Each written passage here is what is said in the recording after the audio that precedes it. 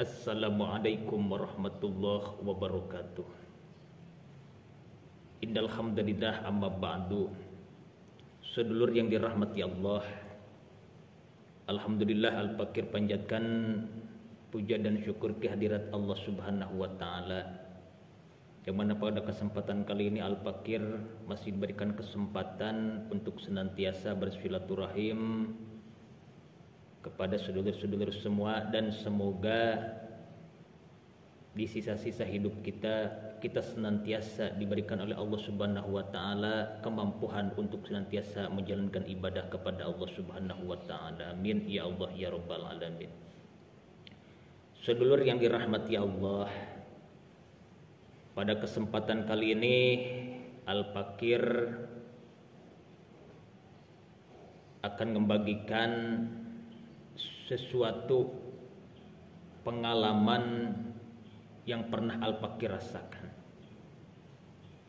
yang tentunya insya Allah ketika al-fakir menjelaskan tentang pengalaman yang pernah dialami oleh al-fakir yang bersangkut pautan dengan masalah kesehatan, insya Allah ketika sedulur-sedulur semua menyimaknya dengan seksama, dengan sabar, dan tidak di-skip videonya, insya Allah akan menjadikan sebuah kemanfaatan bagi sedulur-sedulur semuanya.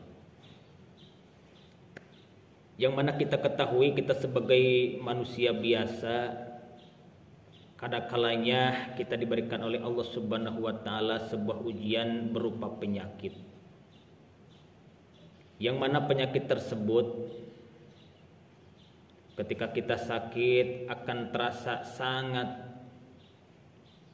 menyakiti diri kita dan menjadikan diri kita itu lemah, tidak berdaya, dan kita tidak bisa menjalankan aktivitas kita sehari-hari. Begitupun al-fakir pernah merasakan seperti itu, diuji sama Allah Subhanahu wa taala dengan penyakit lambung, yang tentunya penyakit ini emang sangat-sangat menyakitkan. Kenapa? Karena adanya penyakit lambung tersebut ada sangkut pautannya dengan pikiran kita. Adapun penyebab penyakit lambung tidak lain dan tidak bukan, yang pertama pola makan kita yang tidak teratur, pola makan kita yang tidak sehat. Kadang-kalanya kita lebih mengutamakan makanan-makanan yang ketika dimakan itu menjadikan sebab penyakit, seperti makan makanan yang pedas, makan makanan yang asam, terlalu banyak kita minum air kopi, dan lain sebagainya. Itu bisa jadi penyebab penyakit yang terjadi ke dalam diri kita. Dan al-fakir pada kesempatan kali ini membagikan pengalaman al-fakir yang alhamdulillah wa syukru ala ni'amillah, al-fakir sekarang sembuh dari penyakit lambung tersebut. Dan al-fakir sangat-sangat merasakan pedihnya, sakitnya penyakit lambung yang pernah al-fakir alami. Maka al-fakir merasa prihatin kepada sedulur-sedulur semua yang mana saat ini sedang diuji oleh Allah Subhanahu wa taala dengan berupa penyakit, khususnya penyakit lambung. Al-fakir sangat prihatin dan sangat-sangat merasakan betapa sakitnya penyakit tersebut.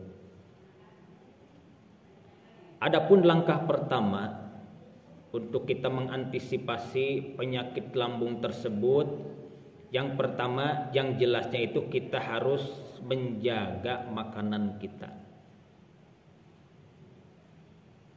Jangan sampai ketika lambung kita sakit kita makan yang keras-keras. Jangan dulu makan yang pedas-pedas, jangan dulu makan yang asam-asam. Karena itu akan melukai lambung kita. Jadi ketika kita merasakan sakit lambung yang terus-menerus, yang harus dijaga yang pertama ya emang itu makanan. Kalau bisa ketika kita sakit lambung itu makan makanan yang lembek-lembek, itu pun porsinya harus sedikit. Tetapi ketika kita makan dengan makan makanan yang lembek, porsinya sedikit-sedikit, tetapi makannya itu harus sering. Itu pagi-pagi kita sarapan dulu. Gak harus kita makan banyak, yang penting ada makanan yang bisa dicerna oleh lambung kita, khususnya misalkan makan bubur. Terus minumnya air mineral, air putih. Ya kalau misalkan pengen air yang bagus mah, air yang pH-nya 7 ke atas. Itu Pak, insya Allah akan menjadikan sebab lambung kita itu akan cepat reda panasnya. Tapi ketika kita minum minuman tidak dijaga, seperti minum air kopi, minum teh, dan minum istilahnya mah yang kurang sehat, maka tetap lambung kita pun akan terasa sakit terus menerus. Jadi yang Al-Fakir alami dan yang Al-Fakir rasakan, penyembuhan penyakit lambung itu yang pertamanya itu kita harus menjaga makanan. Dan yang kedua, pola pikiran. Pikiran itu harus terus menerus berpikir secara positif. Jangan sesekali kita berpikir negatif, wah ini penyakit, barangkali ini penyakit tidak ada obatnya.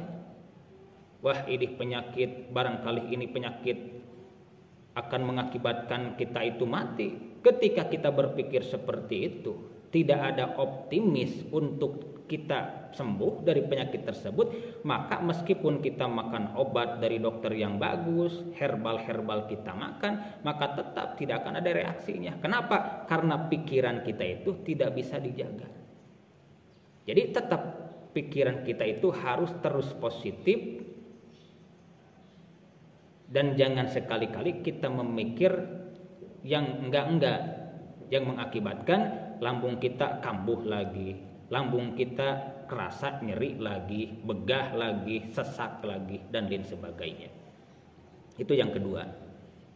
Adapun yang ketiga, pola tidur kita pun harus teratur. Kalau misalkan dulunya kita sebelum sakit kita sering gadang-gadang, bahkan kita istilahnya mah tidurnya sampai jam 12 malam, jam 1 ataupun jam 2. Ketika kita punya penyakit lambung seperti itu, maka pola pikir tidur pun harus dijaga. Misalkan ketika kita udah selesai menjalankan sholat isya 7:30, kita tadarusan dulu kurang lebih setengah jam. Sesudah itu jam 8 kita tidur.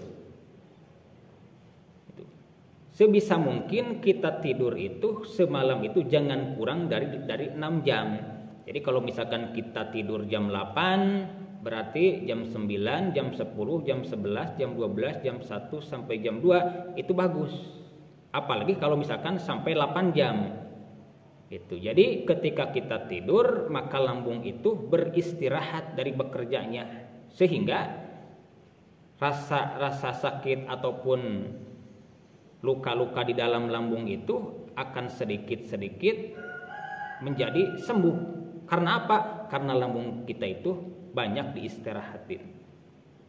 Itu. Jadi pengalaman Al-Fakir ketika Al-Fakir sakit, Masya Allah, emang sangat pedih, tidak bisa diungkapkan dengan kata-kata. Maka ketika ada orang yang mengeluh tentang masalah lambung, Al-Fakir hanya bisa tersenyum. Kenapa? Karena dulu Al-Fakir tidak menyangka bisa sembuh seperti ini lagi. Tapi dengan keyakinan kepada Allah Subhanahu wa taala dan terus kita ikhtiar mencari obat, gitu kan?